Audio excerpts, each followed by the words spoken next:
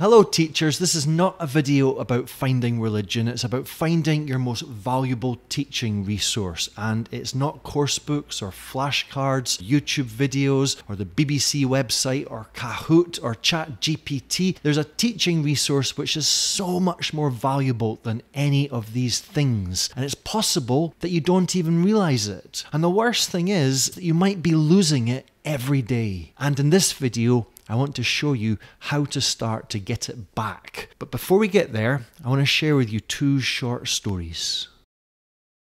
Now this first story is from just 2 weeks ago, and it's about something weird that happened on a train in Italy. And I've just come back from there. I was there for the Oxford National Conference, which took me and my colleagues to these 10 cities in 2 weeks. And as you can imagine, there was a lot of travelling, lots of taxis and cars and stations, and lots of travelling by train. There was a little ferry crossing between the mainland and Sicily, and of course planes. Look, there's Mount Etna in her full glory. Anyway, there was this interesting thing that happened on the train. Let me show you my colleagues. This is Elisa from Milan. Here's Valeria, also from Milan, also sleeping. Dennis from Dublin. And the thing about Dennis is that he used to live in Italy. From the late 80s to the early 90s, he lived in Turin, where he worked as an English teacher. So anyway, we're on the train from Rome to Naples, I think it was, and the ticket inspector came through and inspected our tickets, and everything was in order. And then the ticket inspector did a kind of double take, you know, at Dennis, and said, "Mr. Delaney, you used to be my English teacher." And then there was this reunion between teacher and student, which lasted quite a long time for, I don't know, a good 15 minutes. They had a really good catch-up. But it wasn't just serendipitous. It was actually very touching, because there seemed to be this chemistry between them, you know, and the ticket inspector had so many nice things to say about his ex-teacher. And this, as you can imagine, became one of the stories of the trip. It was told again and again, and Dennis had something very valuable, something quite special to take back to Ireland. Now this second story I have is a very different kind of story. It's the story of a grammatical misunderstanding that I experienced a couple of years ago. It's a story I've shared with many students, and it's also a story I told during my talk in Italy. And so here I am telling the story to a room full of teachers in Bologna. Misunderstanding number 4. A couple of years ago, I needed a haircut. It happens every now and again, doesn't it? You find yourself needing a haircut. And I decided to go to somewhere I'd never tried before. It was a gentleman's barber. I walked in, said, "I don't have an appointment. Is there any chance you could fit me in?" And that's what we say, isn't it? "Could you fit me in?" And the guy said, "Yes, no problem at all. Come with me. Sit down here. Your barber will be with you in just a moment." So there I am, waiting for my barber to come up behind me. That's what happens, isn't it? And I was surprised when my barber appeared. Do you know why? Here she is. I didn't expect my barber to be so pregnant. That is very pregnant, isn't it? Anyone here been as pregnant as that, ever? And so I asked that question, making conversation. As we do, I said, "How long to go? How long to go?" And she said, "They're due in 2 weeks.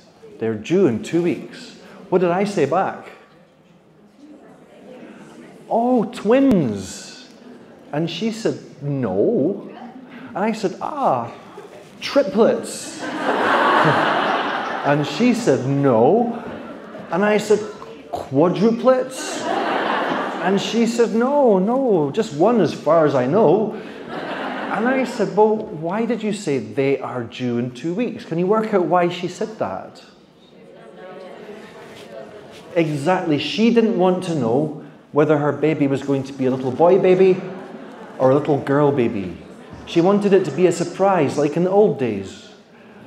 And so she'd specifically used the singular they. Singular they. They traditionally is a third person plural subject pronoun that we talked lots of people, but in this case, she used singular they to talk about one person.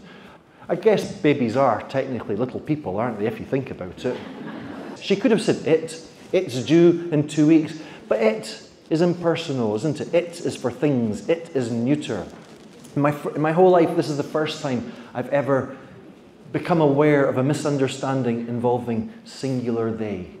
Now, there's a very good reason why I've chosen these two stories, and I'll tell you why in just a moment. But first, a bit of a cheesy metaphor. You see, at the end of the trip in Italy, I decided to come back to Barcelona, where I live, on a ferry, 25 hours at sea from Civitavecchia to Barcelona. And during the crossing, I was hanging out at the back of the ship, you know, just contemplating life, staring out at the ship's wake. And I was thinking, you know, that just as a ship has a wake, so do people. You know, we move through life and we leave behind us a trail of stories, a wake of stories in our path. But just as the ship's wake will eventually even out and be forgotten, so will our stories. Unless, of course, we collect them, which is what this is all about. Now, whether or not you realise it, your own stories and anecdotes are your most valuable teaching resource.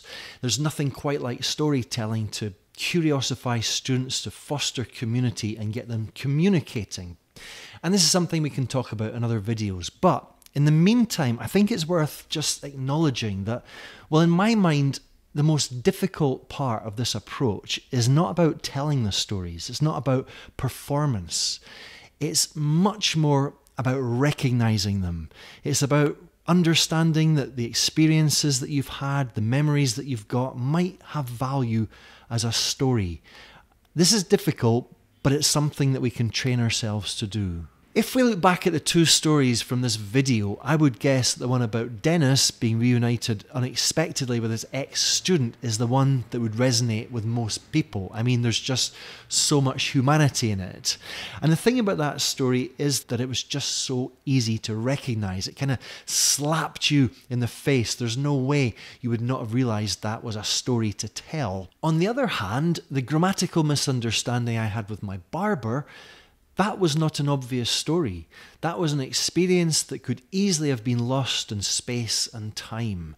But because I'm a bit obsessive about this, because I collect my stories and I'm always looking for them, I recognize that as having story potential as and when it happened. In fact, that's why I took the photograph. It's incredible to think how many experiences we have every week that could have been good stories but are lost in the wake of life. But not always, because they have a habit of coming back. Memories and experiences return.